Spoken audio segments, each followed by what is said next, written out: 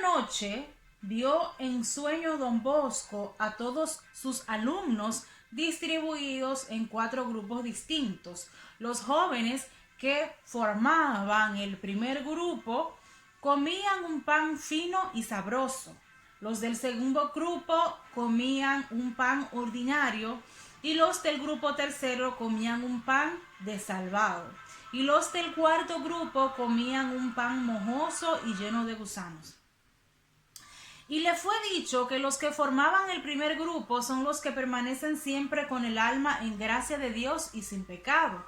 Los del segundo grupo son los que son buenos, pero a veces cometen faltas. Los del tercer grupo son los que frecuentemente cometen pecados, pero se arrepienten y tratan de convertirse. Y los del último grupo son los que viven en paz con sus pecados y no hacen nada por corregirlos.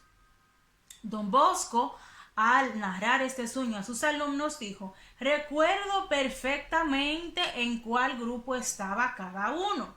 Así que los que quieren pueden ir pasando estos días a mi habitación y les diré en qué estado se encuentra su alma. Los jóvenes fueron pasando a la habitación de nuestro santo en todos estos días y cada uno le dijo tales detalles acerca del estado de lo que tenía en la conciencia, que los muchachos exclamaban admirados. Parece que tuviera unos lentes de ver espíritus, le decía todo lo que tiene en el alma. Este sueño se repitió después de muchas veces en formas diversas y la vida de San Juan Bosco y siempre logró ver las conciencias que tenían en realidad.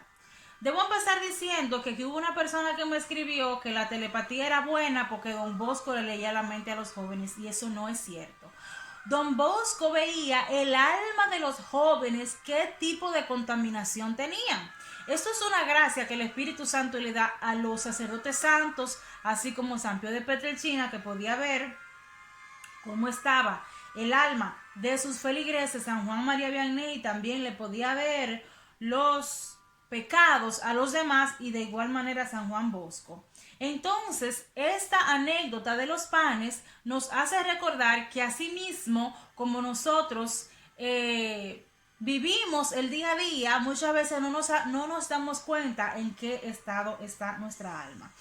Otra cosa que debemos recalcar, que quien debe tener este don de poder ver la negrura de las almas deben ser los sacerdotes, porque el sacerdote es el que el Señor le dio la facultad de absorber los pecados. Jesucristo absuelve los pecados a través de ellos. Y hago esta salvedad porque Santa Catalina de Siena también tenía esto, que podía ver los pecados de los sacerdotes, y Jesucristo un día se le apareció y le dijo: ese don no te lo di yo, ese don te lo dio el demonio.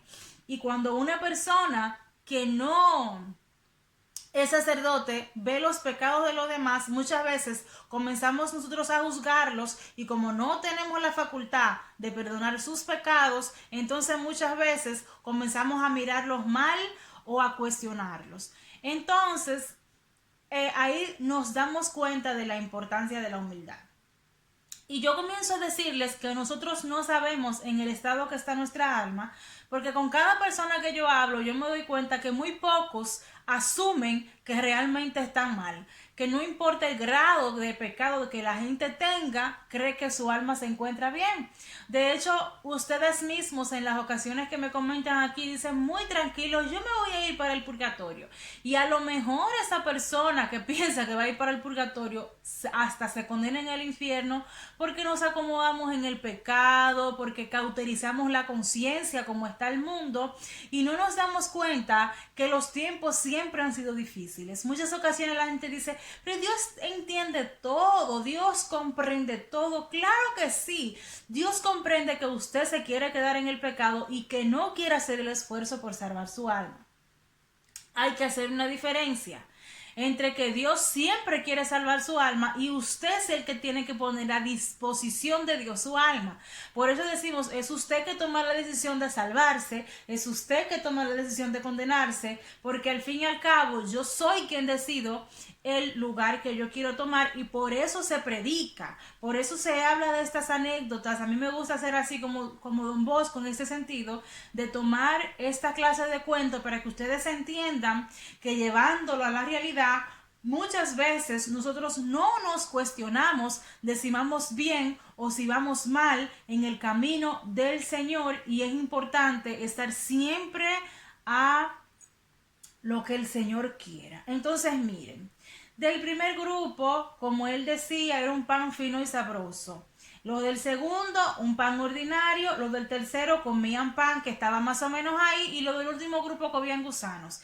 Evidentemente que a diferencia del grupo que está en gracia de Dios y a diferencia del grupo que está lleno de gusanos, yo les aseguro que convivían todos sin problema.